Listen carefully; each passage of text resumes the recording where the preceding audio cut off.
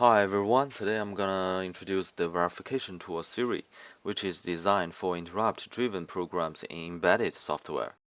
Interrupt-driven programs, or IDP, are widely implemented in embedded software, such as train communication system, flight control system, and wireless sensor network.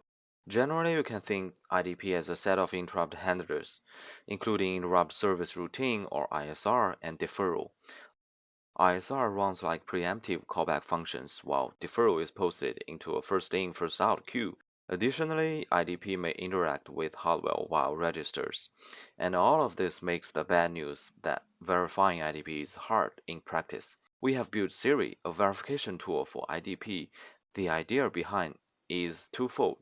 First, SiRi sequentializes the program so that well-designed sequential analyzers can be integrated.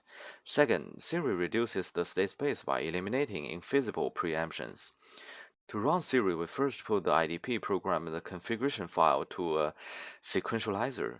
The configuration is to tell which function is an ISR and which one is a deferral. The sequentializer will give us a sequential IDP. Then we can specify the interrupt dependency in a happen before interrupt graph. With the graph, we can further reduce the program by cutting down invisible preemptions. Or we don't have the graph specification, but SiRi can help automatically infer such a file from runtime logs given to it.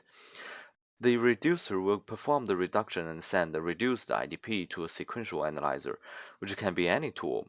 We use the CBMC in the current SiRi. With the given invoking script, SiRi completes the verification at last and uncovers bugs in IDP. Currently, SiRi is a command line based Python program. We now use the example for demonstration. In the example, we have two ISRs, one deferral, and two shared variables x and r. In the configuration file, we specify the deferral 1 is posted by ISR1. In the head file, we define two hardware operation functions for writing to and reading from a register. In the first case, we want to verify whether x in ISR1 is always 1. To do this, we use SiRi and we specify the configuration file and the invoking script of CBMC to do the verification. SiRi reports a false and a counterexample. When ISR1 is preempted by ISR2, the property is violated. We can take a look at the sequentialized program. Schedule functions are inserted for ISR, deferral, and register operation as discussed in the paper. SiRi also generates a simulate function to randomly fire an interrupt. In the second case, we check whether the x in deferral 1 is always 1. Using the same command but with different file, we can find another counterexample. The violation here is caused by a preemption in the deferral function.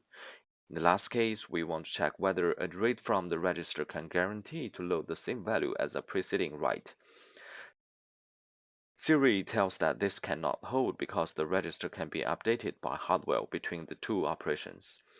Furthermore, we can specify the interrupt dependency in the HBIG file, like here, ISR1 happens before ISR2. Now the first property holds since no preemptions can occur in ISR1. If we don't give the HBIG file to SiRi, instead we give it a runtime log with call return trace, the verification still passes and SiRi can infer an HBIG file which is the same as the given one. However, even if we use both the HBIG file and runtime log, we may get a conflict. It reports that a preemption is detected in the log but is invalid in the given HBIG file. To better understand the sequentialization of SiRi, we can get statistics using this command. SiRi will tell us the number of interrupt handlers and all the schedule functions inserted.